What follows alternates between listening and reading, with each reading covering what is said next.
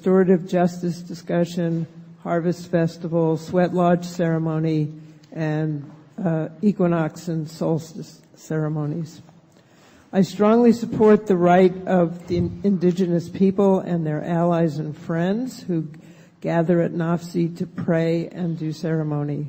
Oakland should stand with and support their right to do that. Finally, our neighborhood benefits from NAFSI. It's green space, which is much healthier than high-density buildings.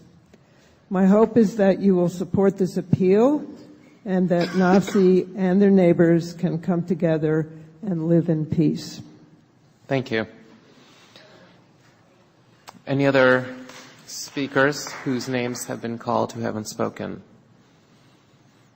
Any other speakers want to speak on this matter? Jonathan, do we have any other cards? All speaker cards have been called. Great. All right. I think we're then going to close the public comment portion. So thank you, everyone, for staying and sharing and contributing your thoughts and feelings. I'm going to try to go rogue and try to keep going. If the commission has the energy to keep going, not take a 5-minute break. Cool? Bueno? Good. All right. I think Commissioner Manis would have objected to that. You need to extend the hearing. Correct. So I guess we'll take a motion to extend the meeting past 10:30. Second. Commissioner Manis? Yes. Commissioner Fern? Yes. Commissioner Weinstein? Yes. Commissioner Monjam? Yes. Vice Chair Myers? Yes. Chair Nagraj? Yes. And then, All right. Chair Nagraj, we recommend you formally close the public hearing. Yes. Public comment is closed. I said public comment is closed. Yes. Public hearing, public comment, all the same. Pardon me, it's a little late. Yeah, not a problem. All right. So now we need to deliberate for more than 4 minutes in order to make that motion worthwhile. I'm going to start with a question to staff. Based on the history that we read here and some individual conversations that I've had, is the staff's perspective that this use in and of what itself by its nature is incompatible in this area based on the current zoning, or is it staff's view that with modification, so for example, Ada Chan spoke about the modified burners, some of the electrical wires were brought up, that with certain modifications, it could be brought into compliance in staff's view? Staff has always felt that with modifications that this would be an appropriate use and could be fit into the surrounding of the residential neighborhood. So can you repeat that, because your mic came on at the very Sorry. end? Staff has always supported the view that modifications could be made to allow it to function in this residential environment.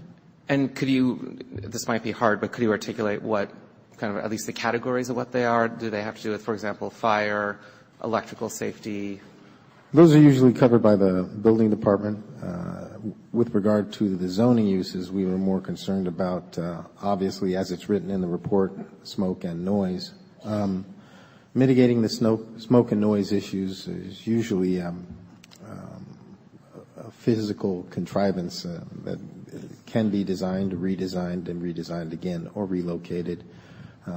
But we're not able to, as I stated before and as is stated in the report, able to work with the applicant to the degree where we could come up with a solution that was acceptable, at least to the point of making the findings of approval. Okay.